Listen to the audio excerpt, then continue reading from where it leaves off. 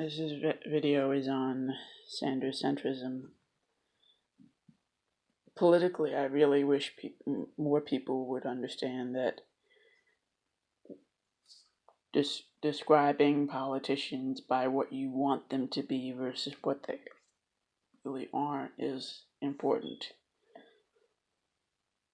Sanders wants to raise the taxes to be at around what they were during Richard M. Nixon. He wants to strengthen the environmental protections to wean us off of fossil fuels, similar to Richard Nixon. Again, the Republican who got ousted from office. He wants to expand medical care, like Gerald Ford.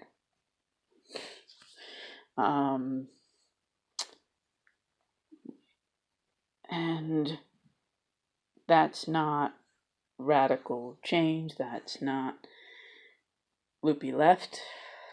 That's sure as heck isn't communism. Or puritanical socialism.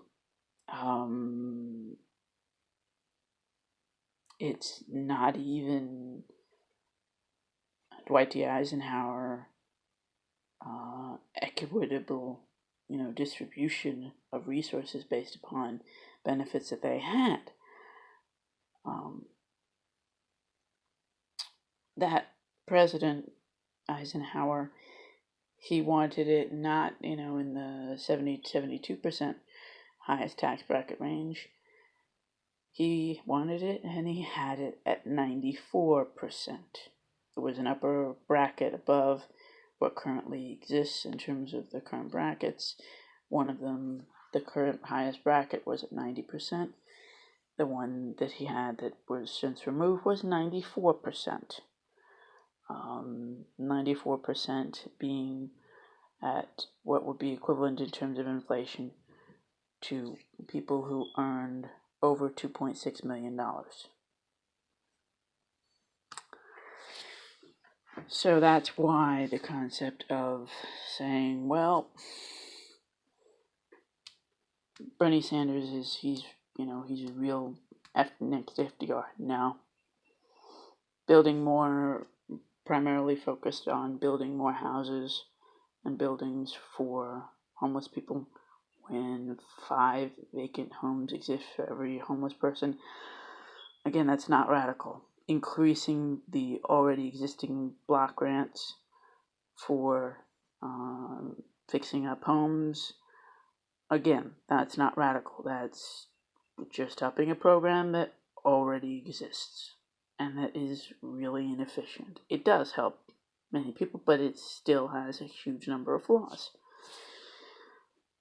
Upping the number of housing units in terms of for Section 8 housing, again, that's a moderate position. That's not anything radical. That's nowhere near trying a brand new set of programs, a New Deal. No, it's not even close to that. Federal job guarantee, that's basically, it's just redoing, in essence. It's a combination of creating a national database of ways to search for jobs and enhancing the public works programs that were basically demolished just pretty close to after the New Deal was passed, and revitalizing them. So that's nowhere near. And another one of the problems is that I have with this idea of, well, he's going to do all this is, for starters, again, the policies are mediocre. The Medicare for All bill, well, for starters, there's 2 of them. And even his lead spokesperson, or one of them, Ro Khanna, keeps confusing them. And that's a major problem when you have one of your, top folks continually confusing the first bill, which was almost I'd call it a complete disaster zone, with a solid bill that has a couple of flaws, and that was the second one. So it also brings to mind, when you think of, well, what happens if he somehow does overcome the rigging? What happens if he somehow does overcome the fraud? How the heck are we supposed to trust that he's going to get the best of his bills up to him for signature? I don't see it. I just don't. That's not really how the legislative process works. Because one of the things about Richard Nixon is that one of the reasons that he signed all of those bills is that he knew that if he didn't sign them immediately, he'd get overcome with a 2/3 vote, and these things would get passed through anyway. And therefore, he didn't have much of a frickin' choice. And in that way, you need a critical mass of senators and congressional representatives that are going to get bills to your desk. He's not even really as left as the conservative Democrat that was Jimmy Carter. And yet, it keeps on getting said, well, he's as best as we can get.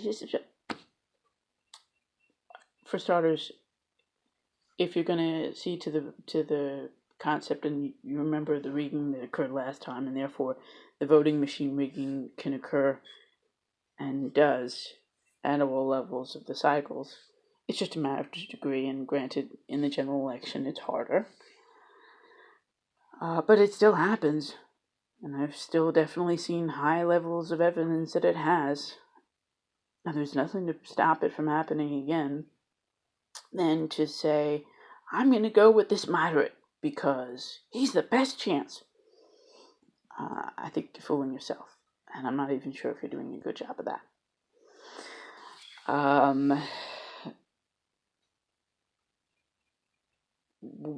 If in terms of real left folks, real people that are changing in any way, I really see it as the Green Party having two wings. Howie Hawkins, he's in the wing that used to be, to my mind, the Democratic Party before they all became Republicans. And then there's folks like Ian Schlafly, who's in the left anti-authoritarian, for the most part, wing, but definitely left. And that belongs in the Green Party, and it should be considered an extreme end, but not the most left. And that's kind of the problem of the shift. We need radical change right now because for so long we've had a backslide. And I'm really, really getting tired of this nonsense of, well, he's a real leftist, he's a real change. In terms of Sanders, no. And for those of you who really are following Alexandria Ocasio-Cortez, she's even worse than Sanders. I used to call her a Sanders centrist. Now I'm like, no, I think she's just, she's Nancy Pelosi's second daughter. And that's the thing, is that it's getting really ridiculous what is being passed off as, this is a radical change, this is going to be really changing. We have rigged elections. Until that rigging gets stopped, until that gets prevented, I really am a strong advocate of, let's get the policies advertised, let's get them popularized, because as that's going on, I'm really hoping that we can get the machine problem fixed, which is to say them tossed into the nearest dumpster for recycling.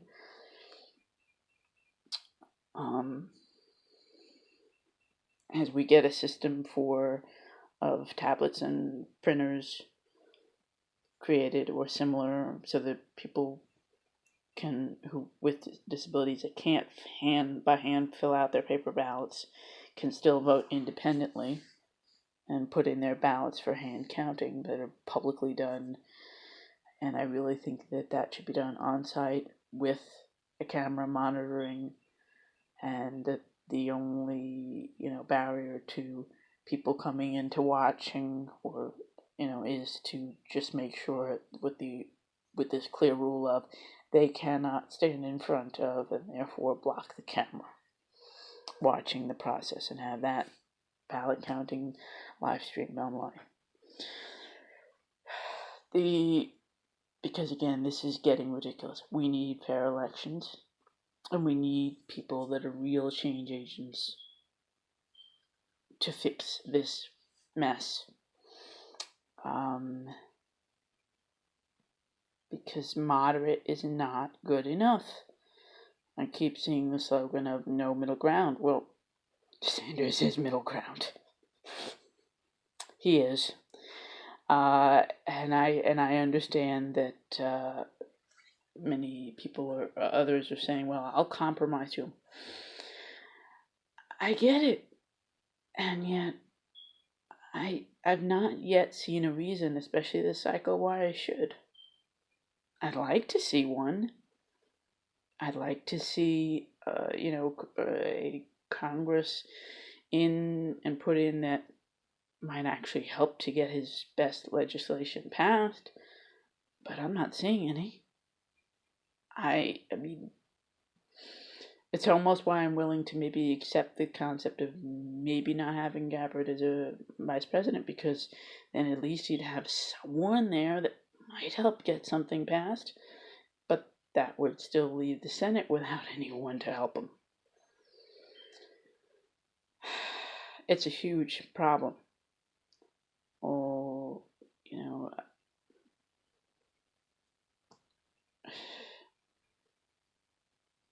Sanders is somewhere between Reagan and Ford. At best, maybe Richard Nixon in terms of actually policies that he, in theory, could enact if he gets a Congress and Senate that will work with him. Realism needs to be maintained, even as this insane world keeps on churning up more and more ridiculousness. Shalom.